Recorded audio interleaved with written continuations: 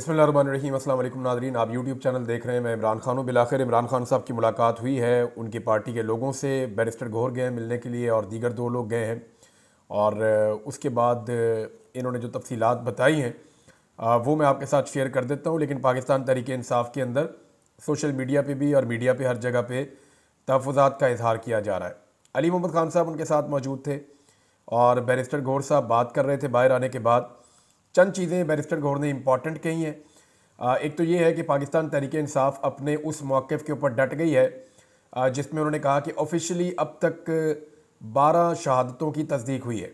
यानी तहरीक इंसाफ के बारे में बहुत सारे लोग, इवन वो तहरीक इंसाफ के ही हैं और उस जमात से उनका ताल्लुक़ है, लेकिन लोग इन खदशात का इजहार कर रहे थे। इवन सहाफ़ी भी ये कह रहे थे कि शहादतों की तादाद ज़्यादा है। लेकिन पाकिस्तान तहरीक इंसाफ ने जो ऑफिशियल अब तक नंबर दिया है वो उस नंबर के ऊपर डट गई है और वो ये कह रही है कि जब तक शवाहिद मज़ीद नहीं मिल जाते हम पक्की बात करेंगे, हम किसी के बहकावे में नहीं आएंगे।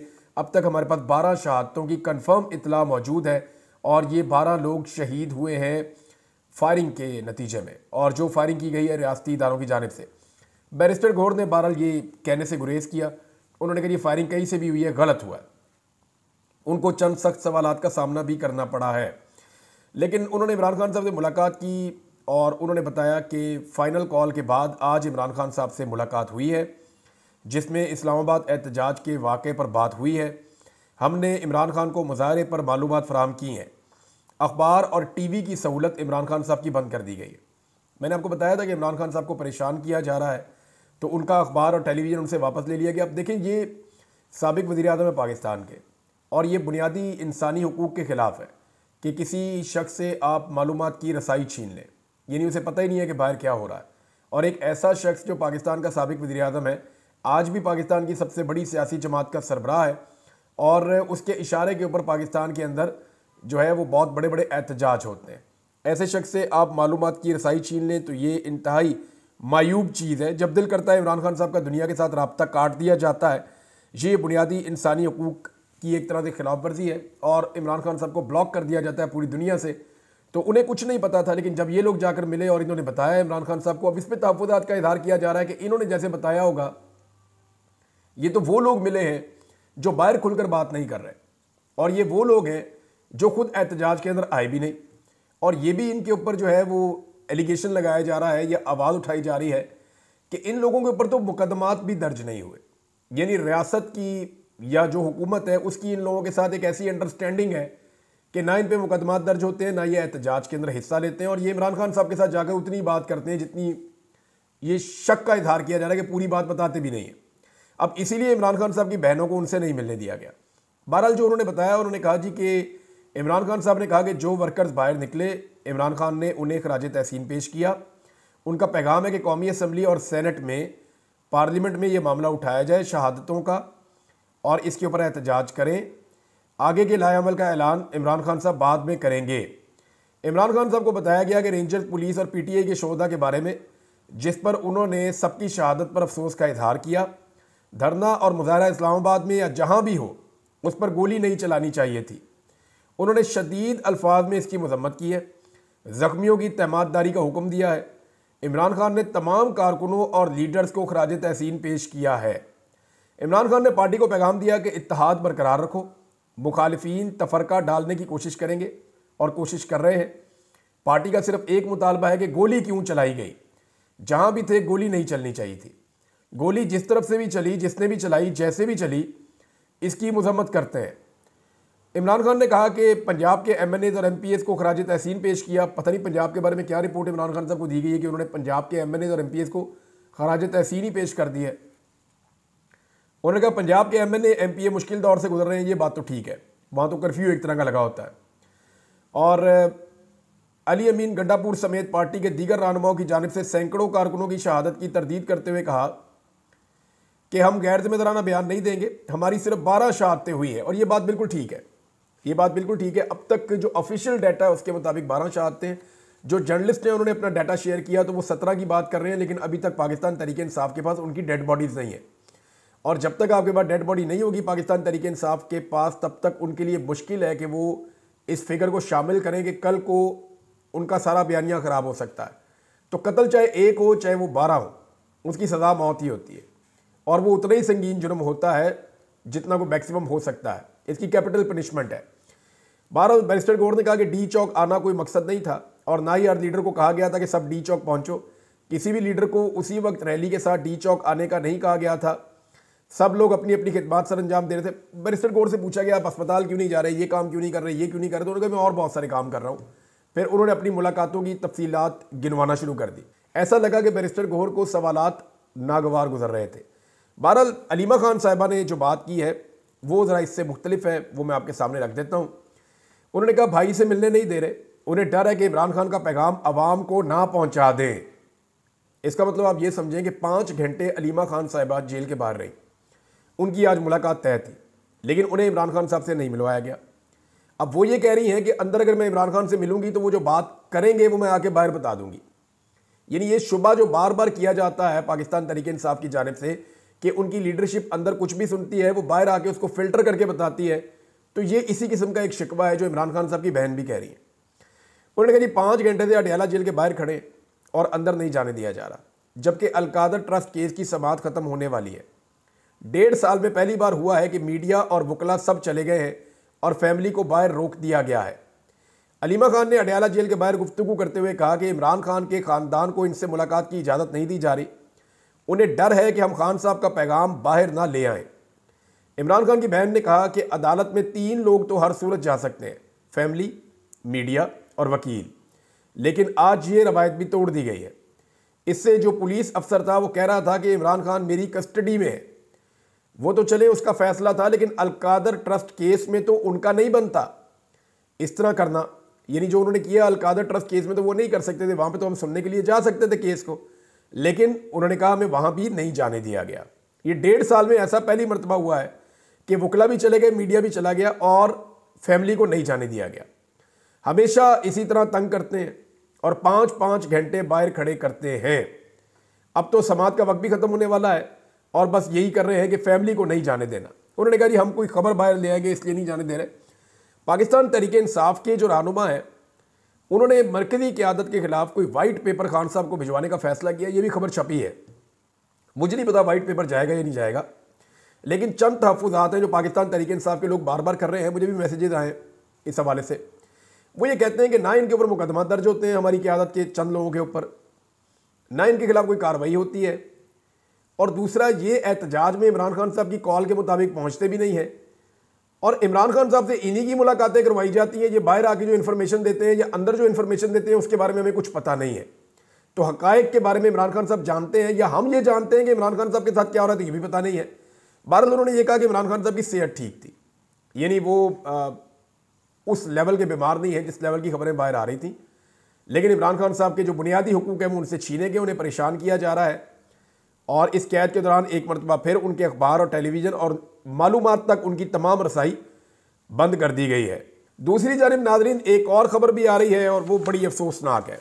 यानी ये अगर आप विजुअल्स देखें और तस्वीर देखें तो पाकिस्तानियों के मुंह के ऊपर काला कपड़ा डाल के उन्हें अदालतों में लाया जा रहा है। देखें ये सियासी वर्कर्स हैं, सियासी जमात से इनका ताल्लुक़ है, बाकी सारी सियासी जमातों के भी वर्कर होते हैं, लेकिन इस तरह की हरकत नहीं की जाती। ये सियासी कारकुन है, ये सियासी एहतजाज के लिए आए थे, इनको गिरफ्तार किया गया है और गिरफ्तार करने के लिए एक तरीकाकार ये था कि अस्पताल के करीब गाड़ियां खड़ी की हुई थी जिन पे पाकिस्तान तहरीक इंसाफ के झंडे लगाए हुए थे पुलिस ने।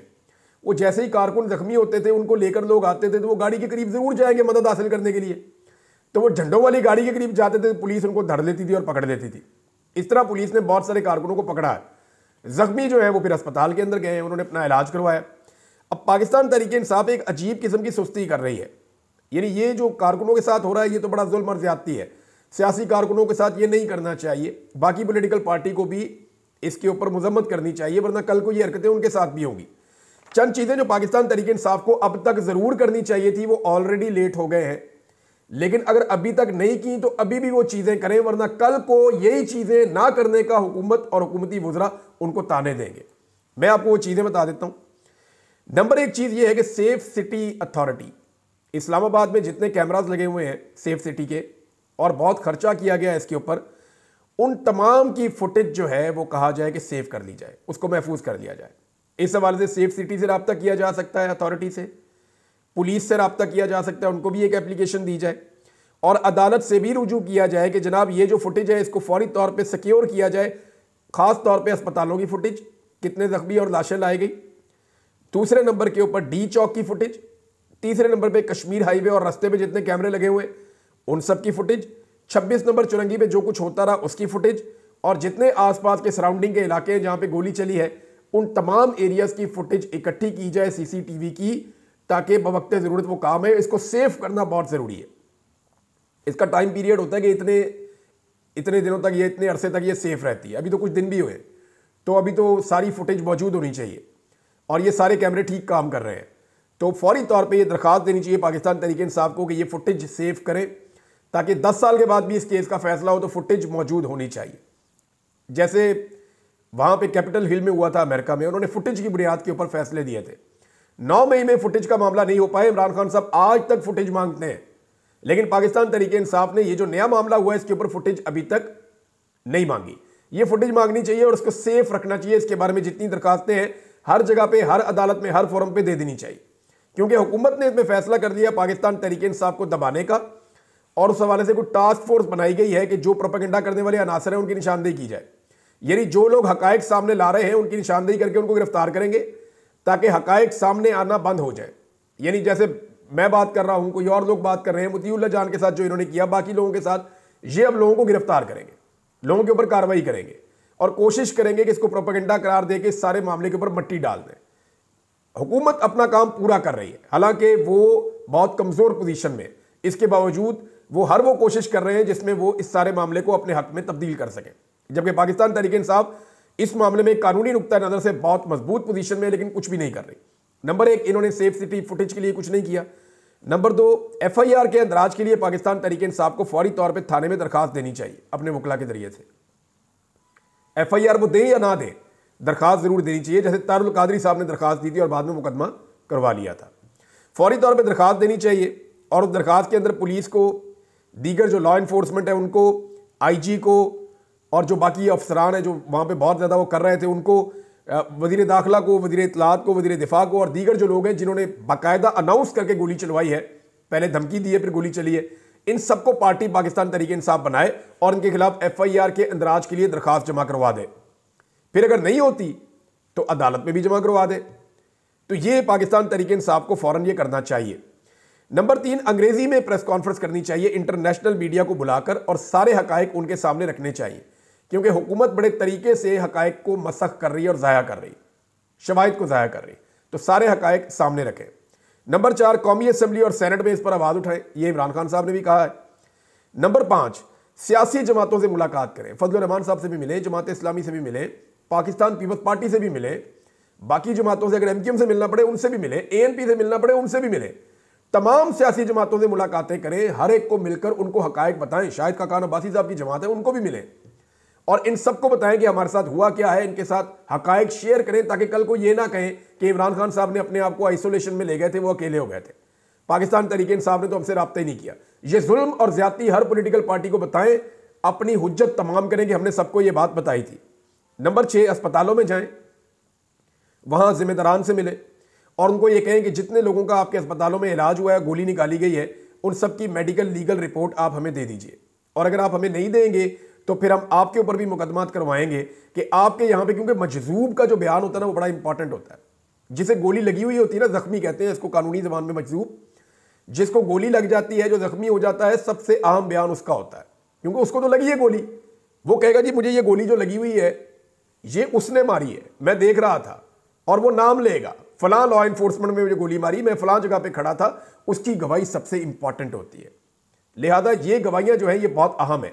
और कल को डॉक्टर फंस जाएंगे अगर वहां पे आके लोगों ने ये कहा जनाब ये देखिए मुझे गोली का जख्म है, ये मैं खैबर पख्तूनख्वा के अस्पताल से डॉक्टर की रिपोर्ट लेकर आया हूं, और आप मेरा दोबारा बेशक फिर से MLC करवा दें, मेडिकल लीगल रिपोर्ट आप मेरी दोबारा बनवा लें, सब आपको कंफर्म करेंगे ये गोली लगी है, और मुझे गोली लगी थी डी चौक में, मेरी गोली निकाली थी फलां अस्पताल ने, उस अस्पताल ने मेरी MLC जारी नहीं की, और वो जारी ना करने के ऊपर डॉक्टर और अस्पताल की इंतजामिया सारे फंस जाएंगे। तो तहरीक इंसाफ की क़यादत जाकर उनको मिले और उनको सारे हक़ाइक़ बताए कि जनाब आप हमें कानूनी डॉक्यूमेंट फराहम करें, वरना आपके खिलाफ भी कार्रवाई होगी। नंबर 7, जख्मियों के इंटरव्यू करवाएं। जैसे हुकूमत मार मार के इंटरव्यू ले रही है ना, लोगों को दबाव डाल के इंटरव्यू ले रही है, ऐसे लोग बीच में डाल दिए जो वहां गिरफ्तार नहीं हुए, पहले से पकड़े हुए थे। यानी जो बंदा खैबर पख्तूनख्वा के आईडी कार्ड के साथ मिल जाता है या जिसके आईडी कार्ड से पता चलता है कि ये पश्तून है, उसको गिरफ्तार कर दिया जाता है आजकल, या अफगानी है उसको गिरफ्तार करके डाल देते हैं, उसके ऊपर सारा एक नया हुआ। तो अब इसमें जो है जख्मियों के इंटरव्यू पाकिस्तान तहरीक इंसाफ को करके चलवाने चाहिए सोशल मीडिया पे। वो जख्मी बताए कि वो किसके साथ गया था, किस इलाके से गया था, कहां तक पहुंचा था, उसको गोली कैसे लगी और गोली किसने मारी। ये पाकिस्तान तहरीक इंसाफ सोशल मीडिया पे चलाए। 100 के करीब जख्मी है तो वो 100 के करीब जख्मी बताए ना उन्हें गोली किसने मारी। शोहदा के लवाहिकीन के इंटरव्यू लें और उनसे पूछे कि वो अपने घर से कैसे निकले, किस तैयारी के साथ गए और कहां वो जाना चाहते थे, किस तरह का वो शख्स था। और देखें, ये अब मीडिया आपके लिए नहीं करेगा ये काम। पाकिस्तान का मीडिया ना किसी के घर पहुंचेगा ना जाके वहां पे खबर देगा। ये सारा कुछ लोगों को खुद करना पड़ेगा, पाकिस्तान तहरीक इंसाफ के सोशल मीडिया को करना पड़ेगा कि शोहदा की फैमिलियों के इंटरव्यूज लें और वो चलाएं और वो बताएं कि हमारा ये बंदा है, इसका ये नाम है, ये काम करता था, ये इस तरह अपना टाइम निकाल के एहतजाज के अंदर गया था, इसकी डेड बॉडी वापस आई, हमने उसको दफन कर दिया, हमारी आखिरी इससे ये बात हुई थी और इसके साथ सारा हुआ इस तरह का हुआ, इसको 1 गोली लगी या 2 लगी और कहां लगी। ये सारी चीजें जो है वो लवाहिकीन के इंटरव्यूज करके चलाए जाएं और उनको अंग्रेजी में ट्रांसलेट करके सारी दुनिया को दिया जाए। नंबर 8, जो लोग अभी तक लापता हैं उनकी मालूमात इकट्ठी की जाए और उनकी तस्वीर शेयर की जाए कि जनाब ये बंदे अभी तक हमारे लापता हैं, ना ये पुलिस के पास है, ना इनकी गिरफ्तारी डाली गई है, ना हमें इनकी लाश मिली है, हम नहीं जानते ये लोग कहां हैं, क्या ये एक लाश है या ये एक जिंदा आदमी है, इसके बारे में हम नहीं जानते, लेकिन हमारा ये आदमी लापता है। पाकिस्तान तहरीक इंसाफ लापता के हवाले से एक अलग से अपना डाटा कायम करे और रोजाना की बुनियाद के ऊपर शोहदा का, जख्मियों का, लापता और गिरफ्तार अफराद का डाटा शेयर किया जाए। ये 9-10 चीजें अगर पाकिस्तान तहरीक इंसाफ करती है तो हुकूमत को मुसीबत पड़ जाएगी, हुकूमत जो है वो फंस जाएगी। लेकिन पाकिस्तान तहरीक इंसाफ इस सारे मामले में कुछ हद तक सुस्त नजर आ रही है, कुछ हद तक डरी हुई नजर आ रही है और बहुत हद तक ऐसा लगता है कि शायद कंप्रोमाइज नजर भी आ रही है। तो ये वो चीजें हैं जो एक आम वकील को भी पता है। मैंने जिस वकील से भी बात की उन्होंने कहा जी ये चीजें तो फौरन करनी चाहिए। कल को अगर ये चीजें ना की हुई ना पाकिस्तान तहरीक इंसाफ ने, तो हुकूमत के लोगों ने ताने देने के पहले आप सो रहे थे। अगर आपके बंदे मरे थे तो आपने FIR क्यों नहीं करवाई? अगर आपके बंदे जख्मी हुए थे तो आपने जाके कानून का दरवाजा क्यों नहीं खटखटाया? तो आप तो कानून में मानते ही नहीं है। तो इस तरह के ताने इनको कल को मिलेंगे और ये वो चीजें हैं जो पाकिस्तान तहरीक इंसाफ अगर नहीं करेगी तो फिर नुकसान उठाएगी। फजलुर रहमान साहब ने एक स्टेटमेंट दिया, उसके ऊपर मैं ये वीलॉग खत्म कर देता हूं क्योंकि कुछ और फैक्ट्स हैं वो मैं आपके साथ बाद में शेयर करूंगा अगले वीलॉग में।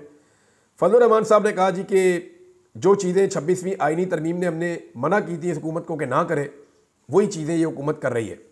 अब फजलुर रहमान साहब की पार्टी का राब्ता भी हो रहा है PTI के साथ और कुछ आपस में मामला आगे बढ़ रहे हैं। उम्मीद है कि आइंदा जब एहतजाज करें तो शायद इकट्ठे भी कर दें। लेकिन मामला ये है कि पाकिस्तान तहरीक इंसाफ ने तो मना किया था कि ये आईनी तरमीम नहीं होनी चाहिए। फजलुर रहमान साहब को धोखा देकर हुकूमत ने एक ऐसी आईनी तरमीम की जिसके नतीजे में एक आईनी बेंच बन गया और हुकूमत ने अपनी मर्जी का आईनी बेंच बना लिया। अब हुकूमत कोई भी कानून बनाती जाए वो आईनी बेंच उस कानून को तहफ़्फ़ुज़ देगा। यानी हुकूमत जो कुछ आईनी तरमीम में करना चाहती थी अब आईनी तरमीम के बगैर कानून में कर सकती है, क्योंकि कानून को चैलेंज किया जाएगा जब भी सुप्रीम कोर्ट में, तो वो सुप्रीम कोर्ट में नहीं आईनी बेंच में जाएगा सुप्रीम कोर्ट के, और आईनी बेंच वही कहेगा जो हुकूमत चाह रही है। सबको पता है कि वो किस तरह का बेंच है।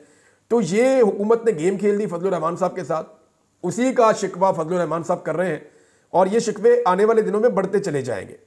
जो चीज़ें 26वीं आईनी तरमीम में ना हुई वो उनकी बुनियाद काबू की गई आईनी तरमीम के जरिए से और बाद में कानून साजी के जरिए से। अब हुकूमत बार बार अपनी मर्जी के खेल खेल रही है और हुकूमत का हाथ रोकने वाला कोई भी नहीं है। नाज़रीन, इस वीलॉग को यहाँ रोक लेते हैं। अब तक के लिए इतना ही। अपना ख्याल रखिएगा, अपने इस चैनल का भी। अल्लाह हाफ़िज़।